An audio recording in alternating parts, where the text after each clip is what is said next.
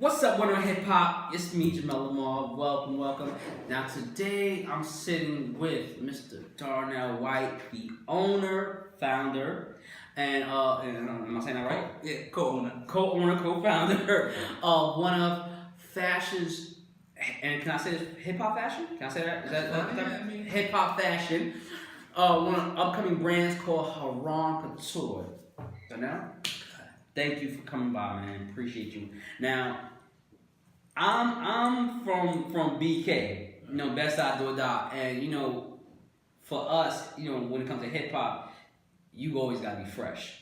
Now, I've caught your brand on actually a few celebrities, but I guess our primary scene was just through IG and just seeing a lot of the pictures of and just like the whole movement. But how did Heron well, first of all, how did you come with that name, Heron Couture? Well, my partner actually came up with it. Okay. It's Heron. It's like the Greek word for hero. Okay. So that's really what it derived from. Okay. And a lot of our fashion, when we first came out, was based on a lot of those. Like we did a lot of the statues from Paris, and we did the Eiffel Tower, and we did a lot of the old Greek artwork. We used a lot of that in our fashion when we first came in the door.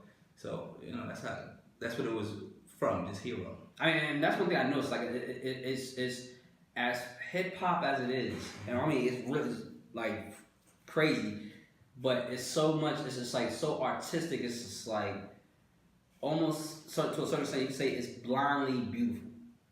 And it's just like piece you got right now.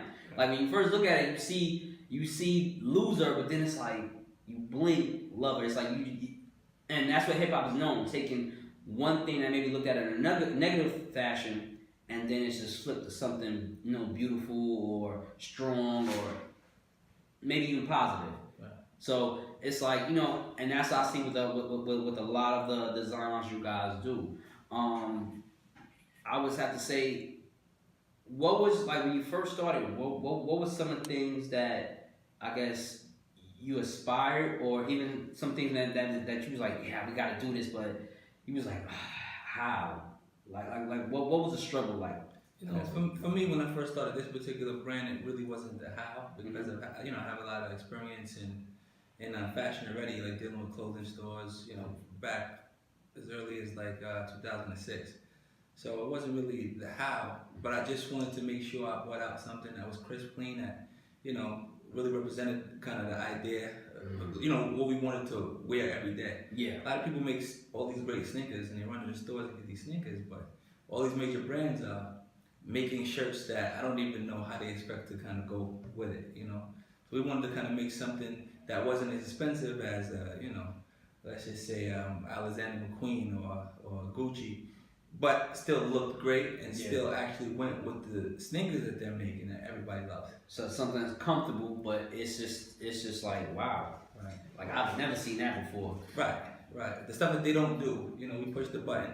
We'll even take some of their ideas and kind of flip it into, like we did the Mona Lisa, we wrapped it with Gucci. Stuff like that. Just pushing the button so that you can have things to wear with those sneakers. You don't have to pay as much. And we're making it doper than most of the brands are doing it themselves. What's the I'm looking for the right word, but what's the impression, or rather, what's the influence that you guys look to do with? And I'm trying to say, I keep saying Heron. I get the Heron. That's what with Heron. With like, what's the impression that you guys are looking to bring with hip hop to hip hop or presence? Well, that you can still be clean. You can still be clean without being baggy. Without being oversized. Just that clean look to it. So that's all we want to do. Just be clean. We want to make sure that we're going, aligning with fashion as a whole, but we also want to put our own little spin on it. What we think that it should look like. So a lot of stuff is just coming from our perspective. What we want to wear with our sneakers, or what we want to wear with our coat, that we're getting from some of the top brands at the moment. What would you say are there's a lot of different when it comes to fashion influences. So, and of course, I mean, definitely one of the influences for you guys is hip hop and the Roman mythology. What would you say other than those two are some other influences that comes to your style? Well, I mean, some other influences. Music is definitely one. I mean, sneakers is kind of a major one for us. You know, kind of going off of what people want. Like I said, that's kind of like the basis of everything. People take their sneakers and they buy clothes to match their sneakers. That's like number one. Yeah. So that's number one for us. We pay very close attention to that.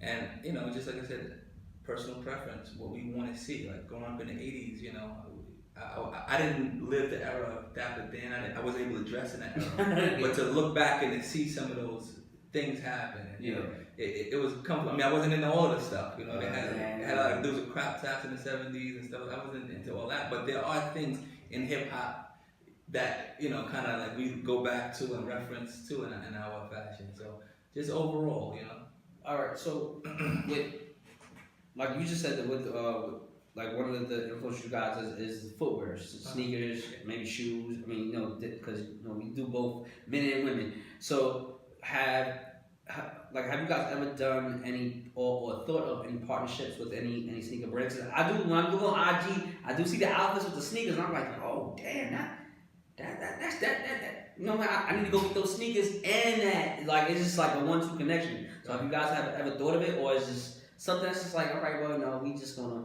That's kind of my end of the business. My partner, he's mostly designing, and I give a lot of careful thought to what we do, who we collaborate with as far as, and that sneakers right now, but just what stores that we're going to, or, I'm kind of trying to protect our baby right now. Okay. And the main thing that I'm thinking of is maybe that's down the line, but right now we need to get in-house together first. I need to make sure that I'm delivering orders to people and satisfying them and making sure everything is streamlined with my own business before I can really collaborate with anybody right now. So getting us to the place where we're successful in this, kind of a fine oiled machine is what I'm working on. So right now, collaborations is not really what I'm really looking to do at this very moment. And not to say if, Bloomingdale's came and said, hey, come in, I want to do 100,000 pieces, do something for us. We would do that. And I could definitely dig it. So Bloomingdale's, we would do it. But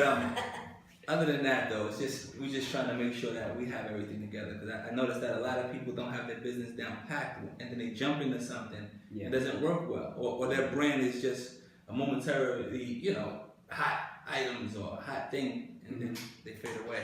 What would be some advice to maybe some up and coming young designers or somebody who's building a fashion, they're following your lead, like you handling the business and your partner, he handles more of the designing and stuff. Like what would be some advice for somebody that's just looking, a high school student, college student, and they say I want to build my own fashion brand? What would kind of be some advice you could tell them? One day I was driving in Soho with a friend, and we ran into Russell Simmons. And it's crazy. I like to reference this a lot because he took the time to kind of like lean on my car window on a passenger side. Yeah. And I asked him the same question you asked him, because you get somebody like that, like a mogul like that. Yeah. You kind of want to just get everything from him in 2 seconds if you can. Yeah.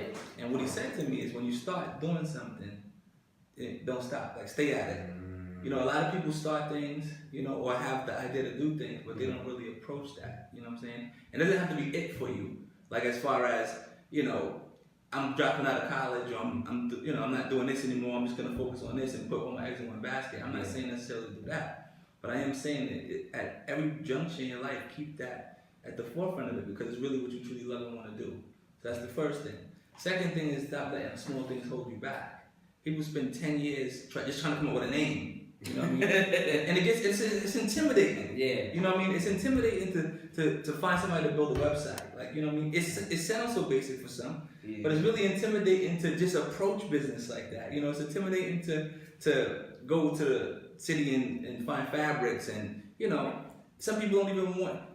They're so selfish that they don't want to bring anybody in on the idea or talk to them about it. It's all been done before. So I just feel like just approach it every day. You know what I'm saying? Make sure that you don't let it intimidate you.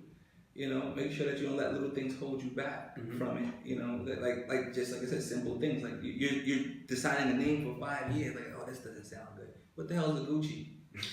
What's a Poochie? I mean, you know, what are these names that these people? You know, it doesn't mean anything. Nike, whatever, how they pronounce it. Or Adidas.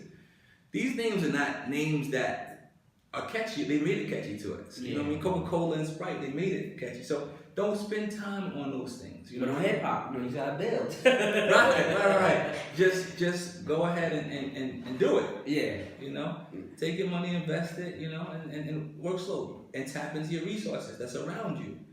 Everybody wants to, like right now, you want to open up a Thai restaurant. My dream is to open up Dunkin' Donuts or McDonald's. Yeah. You don't have no franchise owners in your family. You don't have franchise owners that you have access to.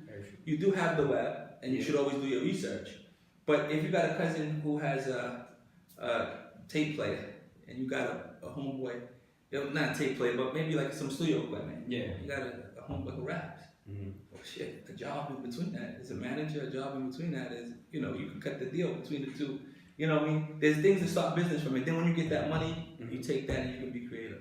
Yeah. So everything is not always the business you have in front of your face. There's other conduits to get the money to do and fund and fuel what you want to do. Not necessarily just like getting a whole bunch of money and just jumping into something. Sometimes you have access. Like I have access to, you know, I always felt like if I'm gonna do clothes, like I have machines. I got screen printing machines. Okay. I also have a direct-to-garment printer. It's 30 grand. You know, I also have vinyl machines and printers and heat press. I own those things for myself because at the end of the day, if you are going to do something, you should have the ability to make it. That's how I feel.